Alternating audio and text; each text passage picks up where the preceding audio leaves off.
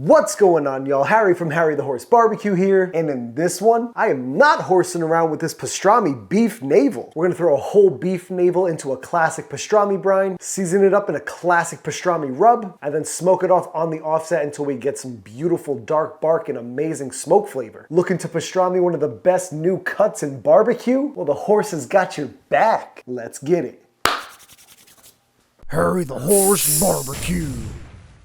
If you've never heard of beef navel before, don't worry because it's basically the same thing as a beef belly. Truth be told, I didn't quite know the difference until my guy Ted over at Hojo Barbecue hit me up and said, hey man, I threw a massive beef navel into a pastrami brine and I'm about to cook it up. He also told me that this is the cut that Katz's Deli is using to make all of their pastramis. So not only is beef belly or beef navel underrated in my opinion, it is what some of the best delicatessens are using to create the best pastrami in the world. So being from New York, I gotta do this pastrami proud, especially if we're going for a Katz's rendition. So in order to make this pastrami beef navel, I gotta take y'all back about 5 days or so when we first put this navel into a brine. Regardless of what Past Harry says, it's about 5 days. All right, here we go. It's been somewhere between 3 days ago or a week ago. I'll let y'all know when we get back to the pastrami. But either way, we gotta make our brine to make this pastrami beef navel. I'm gonna start with a couple quarts of water. Then in with a bunch of kosher salt. I'm going dark brown sugar, and this is gonna plop for sure. Slowly, okay, there we go. Pink curing salt, and then I'm just going everybody in the pool. Black peppercorns, mustard seeds, coriander seeds, allspice, cloves, star anise, a healthy amount of cinnamon sticks, a bunch of garlic cloves, crushed red pepper or red chili flake, and 3 bay leaves. Onto the heat until this comes to a boil. Our brine came up to a boil, straight into a very large container that'll fit the size of this navel. Pastrami facial. Going in with a couple more quarts of water and one more for a gallon total, and then a couple of quarts of ice just to cool this down. If we dropped our navel right into the brine, it's gonna actually start to cook it. If we cool this down to around 70 degrees, then we're pretty much good to go to drop the navel in. Give this a bit of a mix. And while this is cooling, let's go shopping for that navel. And let's go. Ooh, and that's a beef navel. So enough horsing around, let's get this navel out of the pack.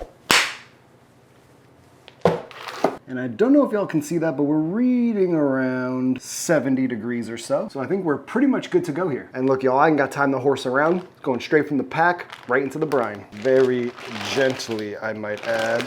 And that is just the absolute perfect fit. But you can leave this in this brine for up to about 2 weeks. But if we inject, the process will go a lot quicker. And we can have pastrami in somewhere around 3 days to a week. So I'm gonna be real lazy about this and just try to inject brine without clogging up my needle. And then go through and essentially a grid. Oh my gosh. Just go through in a bit of a grid-like pattern. Try not to squirt pastrami brine all over your kitchen like I just did. All right, after about 10 minutes of injecting this navel, we should be pretty much good to go. You can see that it's already starting to change color, going from like that bright red down to like that dark hueish kind of red. So I'm gonna put a plate on this to help submerge it, and then it's gonna go into the fridge for about 3 days or so, but you can go up to about a week. I'll see y'all when it's time to smoke this off.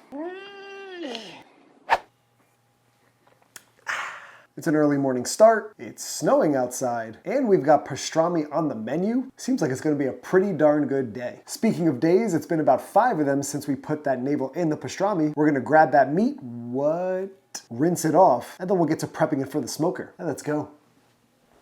Ugh. And here is our massive beef navel, and the fat is looking really scraggly and weird. Might need to take some of that down. But nonetheless, this is gonna need a pretty excessive pat down for sure. We rinsed it off in order to get all the berries off, the star anise, some of the mustard seed, and potentially to take down the salt content just a little bit. But oh my God, I already know we're in for a long cook today. And because there's some scraggly bits, I am just gonna clean this up just a wee bit. And I gotta introduce y'all to something. Check out this 17-inch tuna slicing knife from Dalstrong. More on this in a minute. It's really meant for slicing some really delicate roasts and large cuts of meat like this one. So not necessarily used for trimming. Like this fat is just gonna be super weird throughout the cook. So just going to slice that down. Man, this knife is clean and smooth. Just watch it glide. Maybe round off these ends a little bit. No sharp corners around here. A little rounding there. Trimming after the pastrami brine's a little weird, but you can see I'm taking off literally all fat. Again, I should have trimmed this prior to the pastrami brine, but I was in a bit of a rush. But I definitely just don't want a super fatty navel at the end of this, especially when this has a ton of fat on it. We want to make sure that it comes out nice, clean, and almost every slice is edible. And this is indeed my first time making a beef navel, so we're learning as we're going. All right, I cleaned up this navel pretty well, took down a bit of that fat, squared it up a little bit, and it pretty much just looks like a little mini brisket. So I'm gonna give this a flip over and treat this side like the underside of a brisket. And I'm just hitting it with a pretty standard pastrami rub. Basically, we got 1.5 parts 16 mesh black pepper, and then a full part of coriander, and then a half a part of granulated garlic. Coriander's bringing those floral notes. Gonna get nice and roasty. That black pepper is gonna add that sharpness, create that bark. The garlic's gonna add to the color and a little bit of that savory flavor. And obviously no salt because we brined this beast already. Should be plenty salty, have a ton of those holiday warming flavors in there from the star anise and allspice and all those good things in that brine. Flip her around. Gentle drop. Same thing over the top. And you could go a binder here, but this thing is so tacky from the brine and rinsing it off that this rub is sticking absolutely no problem. So you know I'm not horsing around and I'm going on heavy with our rub. And golly gee willikers, that looks ridiculous. And this massive hunk of meat is finally seasoned up with our beautiful pastrami rub. We're gonna build a ton of smoke flavor, render some fat, and have a ton of bark from this beautiful rub at the end of this cook. So this navel's all seasoned up and it's ready for the cooker. So let's go fire up the cooker. Let's try 2 this time.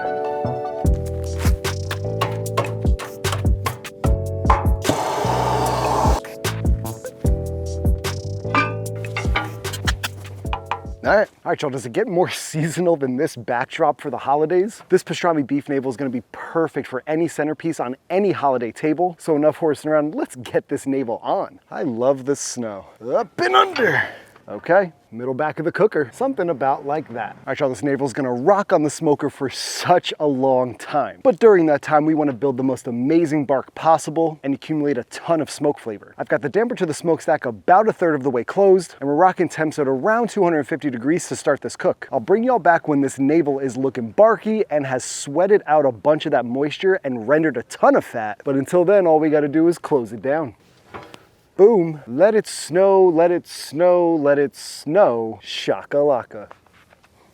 If you've been following my channel for about the last year or so, you guys will know that I've been using Dow Strong knives pretty regularly. Now, Dow Strong isn't sponsoring this video, but they're a longtime partner of the channel, and they've been kind enough to send over a bunch of different knives that are multifunctional. But today I gotta tell you about Dow Strong's 17-inch tuna slicing knife from their Shadow Black series. This thing is a 17-inch slicing powerhouse. You guys just saw me trim up that beef navel with this. And this knife is all about shadow line precision. You guys saw how clean those cuts were on that pastrami. This thing is basically designed for a one-stroke glide, meaning that one slice, like you're slicing into tuna for sushi, and you've got a smooth, clean, and precise cut. Now with the holidays coming up, this is a perfect gift for any backyard barbecue enthusiast or chef in your life. This blade is designed for slicing into long roasts like your beef Wellingtons or your prime ribs. So it's like this thing was made to use around the holidays. Now shout out to Dow Strong. Thank y'all for being a partner to the channel. And if you want to check out some of their products, I've got a link in the description down below. So the next time we see this beauty is when we slice in to that pastrami navel. Speaking of, I think we should go check on that navel. Gently place this down. Let's go.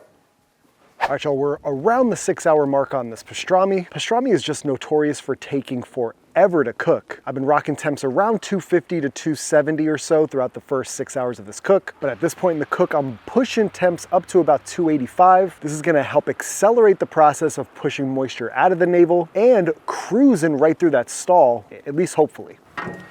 And this snow has turned into basically rain or freezing rain or hail or something, but overall we're not looking too bad. A little crusty here, definitely pretty firm. That bark is still setting up, but we had a ton of moisture loss in this cook. The navel started about like back here and has shrunk up considerably, but I already know we're nowhere near the finish line here. We're looking for that internal temp of around 200 or so. Ooh, oh goodness, that was squishy. Nice fat render happening up there. And since we're pretty much treating this like a brisket or a brisket pastrami, feel free to add some foil band-aids on the front if you feel like you're getting a little crispy on these edges. But I'm gonna go ahead and spritz down with a little bit of apple cider vinegar. Not a ton, because this thing already has a ton of moisture, but not too long of a check-in here. But at this rate, there's not much left to do except for maintain fires, so that way we're continuing with those 285, even up to 300-degree temperatures. And we just gotta sweat out moisture, render fat, make sure that bark's looking good, and then we're gonna wrap in foil once that bark has darkened up and that internal temp is hitting about 180 degrees Fahrenheit. Oh my goodness, what is that? I'll just take that. The only thing that's gonna get me through this pastrami cook is a crisp cold Canadian Pilsner that's just chilling out here in the snow. Only like 6 more hours to go. This cook, definitely horsing around. Let's see y'all back for the wrap. It has been about 8 hours and this thing is just dripping all of this fat. It's hitting an internal of about 175. Let's wrap it up.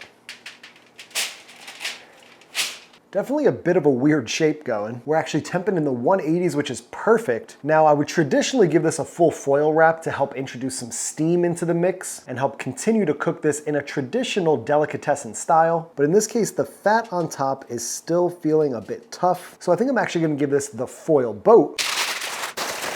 Just about like that. And at this rate, I'm done going outside, y'all. You can call it cheating, call it horsing around. It's like 20 degrees and it's dark and there's snow and there's ice and all those things. So I'm just gonna pop this into my oven at about 280 degrees or so and finish out the cook until this hits about 195 to 200. Then I'll pull it and rest it down just a little bit. And then I'll full foil wrap this to steam it and hold it overnight in my oven set to about 150 degrees. So off to the oven this goes. And soon we'll have some fatty, juicy pastrami that's fit for any Reuben or any centerpiece. I'll catch y'all back in a wee bit.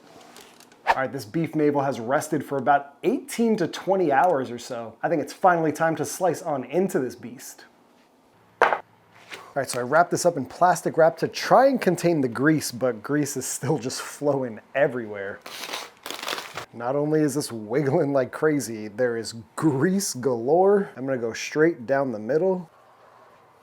Definitely tender, falling apart for sure. Big pocket of fat right there. This side holding together fairly well. All right, let's see if we can cut a slice out of this. Similar to slicing a brisket. I mean, we had that bottom muscle fall off a little bit, but that kind of just looks like a straight up slice of fatty brisket. I mean, take a look at that. Let's check it out.